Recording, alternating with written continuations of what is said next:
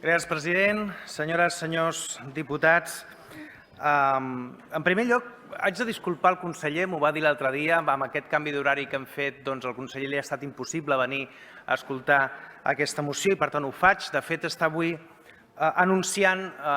un salari mínim català de 1.239 euros, per dir després en la mateixa informació que no hi ha competències per poder fer-ho. I jo avui el que vinc a demanar són coses per les quals sí que hi ha competències i que no es fan, i són bastant més senzilles que no demanar salaris mínims quan se sap que no es podrà fer. I aquestes coses senzilles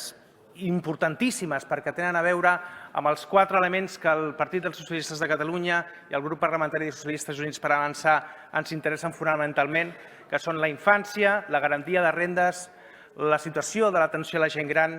i la situació professional dels professionals que treballen al sector social. Aquests són els 4 elements que a nosaltres ens preocupen i que hem volgut reflectir en aquesta moció que avui presentem. En el primer punt demanem allò que ja en la interpel·lació vam dir que ens semblava que era fonamental. Catalunya necessita d'un informe social que ens aporti les dades necessàries, no només en situacions de pobresa, sinó també en situacions laborals, salut, educació, per poder fer-nos una idea de quines són les polítiques que hem de poder tirar endavant. Sense aquest informe social, les polítiques que es puguin engegar no tindran correspondència amb la realitat que succeeix al nostre país i Catalunya encara avui està sense un informe social que demanem en aquesta moció. A més, la creació de 2 grups de treball d'experts, d'entitats,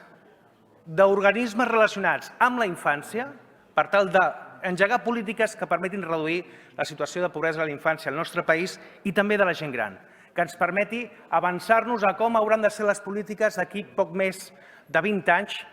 del que té a veure amb la cura de la gent gran al nostre país i dels recursos residencials. Demanem també que es presenti l'avaluació del Pacte per la Infància. A tots ens preocupa molt el Pacte per la Infància. L'any 2013 vam fer un pacte amb les entitats socials i avui dia no tenim retorn de com va aquest pacte. I per tant demanem que es vingui al Parlament i que es parli i que ens expliquin quines són les conclusions de les reunions que s'han fet per complir aquest pacte de la infància, com també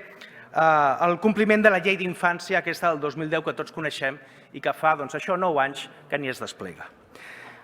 Un altre tema important que té a veure també per reduir la pobresa en la infància, però també des del punt de vista de la garantia de rendes. Tornem a posar a consideració d'aquest Parlament l'equiparació de les prestacions socials, econòmiques, desgravacions que en aquests moments gaudeixen les famílies nombroses. Volem que també hi puguin accedir en les mateixes condicions les famílies monomarentals. Ho tornem a posar a debat a aquest Parlament per veure quina és la seva opinió, però nosaltres ja en diverses ocasions creiem que per ajudar a solucionar la bretxa que es pot produir entre aquells que més tenen i aquells que menys tenen, és important que les famílies monomarentals, que apareixen sempre en totes les enquestes com un dels nuclis familiars que tenen més problemes en relació al seu risc d'exclusió i en relació als seus ingressos, puguin tenir i accedir a aquestes prestacions. Volem també, des del punt de vista de les condicions de la protecció a la infància, un protocol de prevenció enfront les situacions de violència i les situacions hostils per a tots i totes els treballadors i les treballadores de la infància al nostre país, del sistema de protecció a la infància. Volem que el govern insti i acompanyi a les empreses que donen serveis a la infància perquè els seus treballadors puguin estar segurs a l'hora de fer la seva feina. Donem, a més al govern 6 mesos per reordenar el mapa de les 150 prestacions econòmiques diferents que existeixen al nostre país, endreçar-les,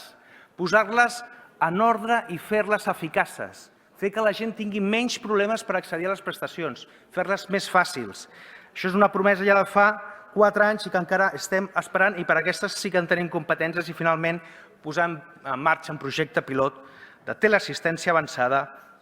un nou model assistencial que ens ha de permetre, com els deia abans, poder afrontar quina serà la resposta residencial que des de Catalunya haurem de donar a la gent gran del nostre país d'aquí poc més de 10 anys. Agrair, en tot cas, les aportacions que han fet Catalunya, En Comú Podem, Ciutadans i Junts per Catalunya, el grup republicà, algunes de les quals s'han pogut transaccionar, d'altres les hem pogut acceptar, amb aquesta voluntat d'intentar aglutinar la major part de les sensibilitats en aquesta moció i, per tant, d'aquestes esmenes en faran referència els grups, perquè jo crec que així s'ha de fer, i després al torn de rèplica intentarem tancar aquesta discussió. Moltes gràcies. Gràcies,